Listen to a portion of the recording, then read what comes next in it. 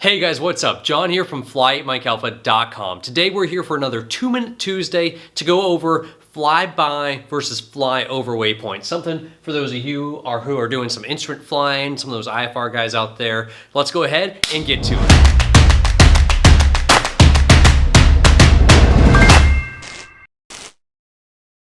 All right, so 2 minutes on the clock, and we're gonna go ahead and talk about what is the main difference here. So let's start off with this diagram right here. So what is the difference between a fly over waypoint or flyby waypoint? So regular old waypoint looks like that, right? It's either gonna be compulsory or non-compulsory.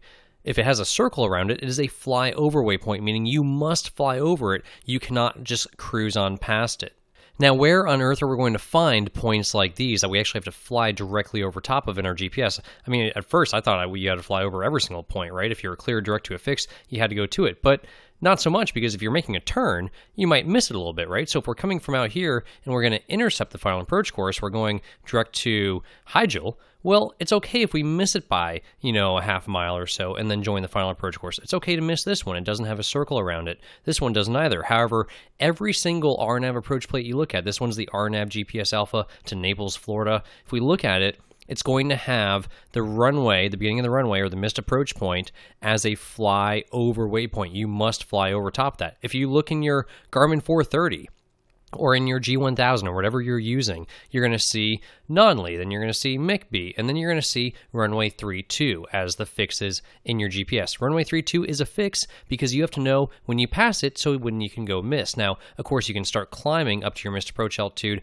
of 2,300 feet at any point during this approach, but you cannot make any turns off the final approach course. You cannot make that right-hand turn, can't start that right-hand turn until you pass that fly over waypoint. You must fly over it and then start the turn. They don't want you to pass here, go miss, and then start just cruising over that way and miss that point.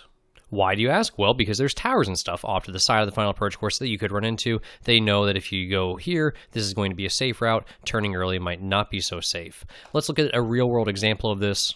As we take a look at this jet flying along at about 450 knots, right? So 500 plus miles per hour, it's coming up on Maggio intersection.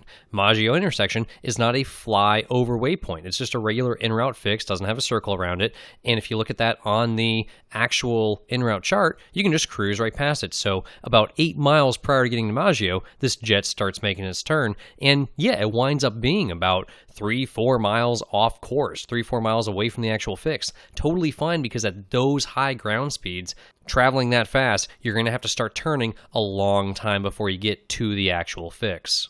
Now, if you happen to know of a single low en route chart out there that actually has a fly over waypoint right on it, leave it in the comments below. I'd love to hear it. But really common to see these as GPS waypoints on actual approaches, on RNAV approaches. Not so common to see them en route. That is the difference between circled or not circled. Nothing more complicated than that. Don't let it confuse you. Any questions on this, leave it in the comments right below. Go ahead, give us a thumbs up on the video, like, and subscribe to the YouTube channel. Keep up with our latest videos and these 2-Minute Tuesdays that come out. Yep, every Tuesday we make a new one. Guess what? It's shocking, right? You can't believe it, but 2-Minute Tuesday occurs on Tuesday, that day of the week. And of course, if you like this video, go ahead and check out the website, FlyMikeAlpha.com. Lots more awesome videos on there. Really great, helpful courses for instrument, private pilots, commercial, and so on. And remember, guys, if you cannot fly every day, then fly8mikealpha.com. We will see y'all next time.